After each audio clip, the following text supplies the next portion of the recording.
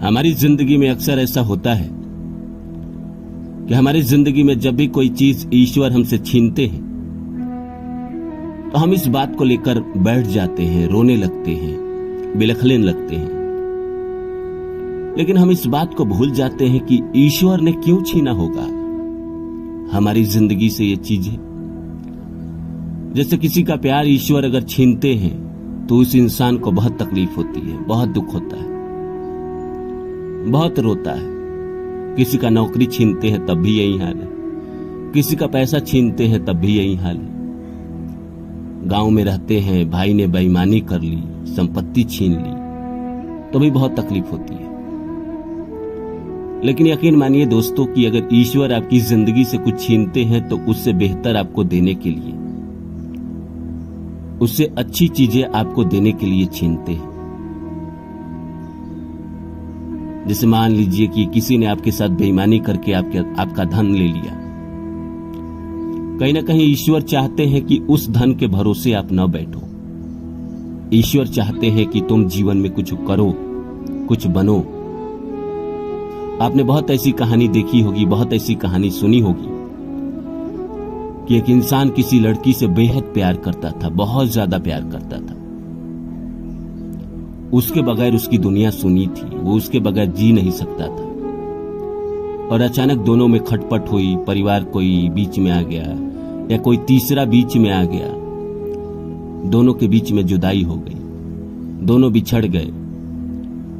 लड़का इस सदमे को सह नहीं पाया और डिप्रेशन में चला गया, अकेले रोकर जिंदगी बिताने लगा। अचानक एक दिन कोई इंसान उसे मिला, बोला कि तुम यहां से चले जाओ, यहां रहोगे, उसे देखोगे तो तुम्हें दुख होगा, तकलीफ होगा। तुम चले जाओ बंबई, तुम चले जाओ दिल्ली, चले जाओ बेंगलोर, जाओ वहां रहना, वहां काम करना और तुम जीवन में कुछ कर जाना। ना यहां रहोगे, ना उसे देखोगे और ना तुम्हें तकलीफ होगी।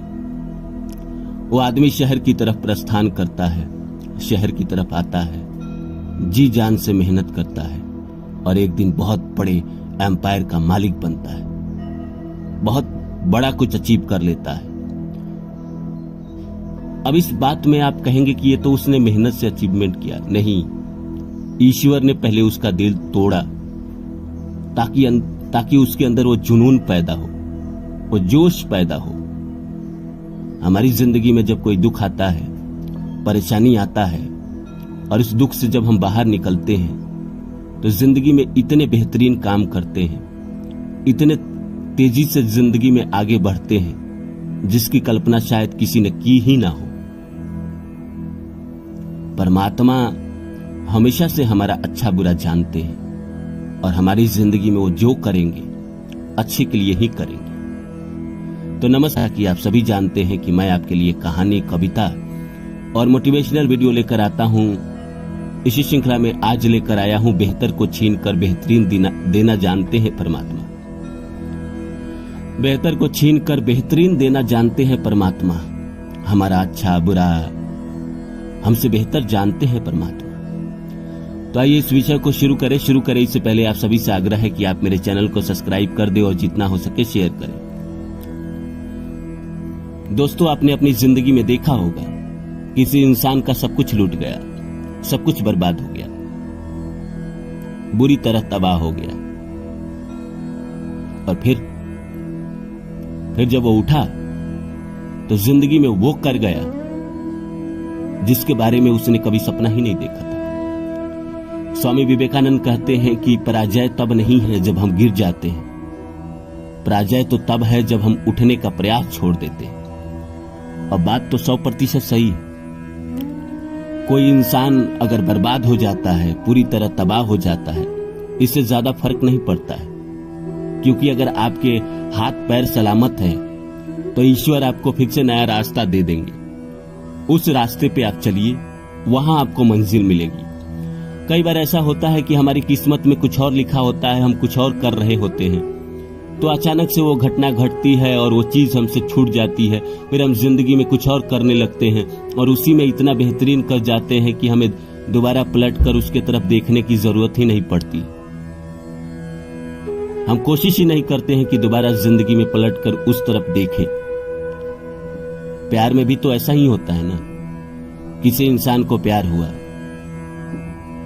प्यार में जुदाई हो गई, वो बिछड़ गया, उस जिंदगी में कहीं और चला गया, कुछ और करने लगा और इतना बेहतरीन कर गया अपने जीवन में कि उससे बेहतर उसके जीवन में कोई आ गई, उससे बहुत अच्छी कोई आ गई जो उससे बेहद प्रेम भी करती है। तो क्या वो इंसान उसके तरफ पलट कर देखेगा? जब कई बार लोग कहते हैं कि मेरी शादी नहीं हो रही है, मैं क्या करूं? बात दरअसल यही है कि जब तक आपके लिए जो ईश्वर ने सोचा है बेहतरीन, बेहतर, वो नहीं मिलेगा तब तक नहीं होगा। वक्त लगता है चीजों को होने में, समय लगता है।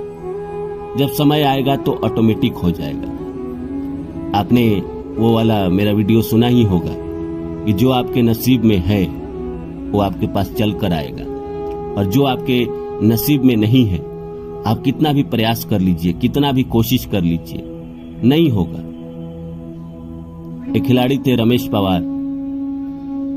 जिंदगी के 35 साल 36 साल तक उन्होंने संघर्ष किया कि उनको भारतीय टीम में जगह मिले, वो क्रिकेट खेले, नहीं खेल पाए। अंत में आईपीएल में उनको जगह मिली। राजस्थान रॉयल्स के लिए खेलते थे।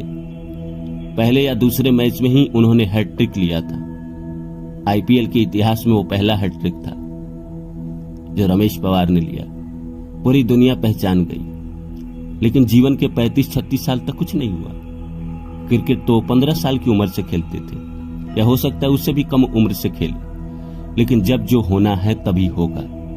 आप जानते हैं कि जीवन में जब जो होना होता है तभी होता है। कि इंसान कितना भी कोशिश कर ले, कितना भी बेचैन हो जाए कि मेरी शादी नहीं हो रही है, मेरी शादी नहीं हो रही है, लेकिन शादी तभी होगी जब होनी है।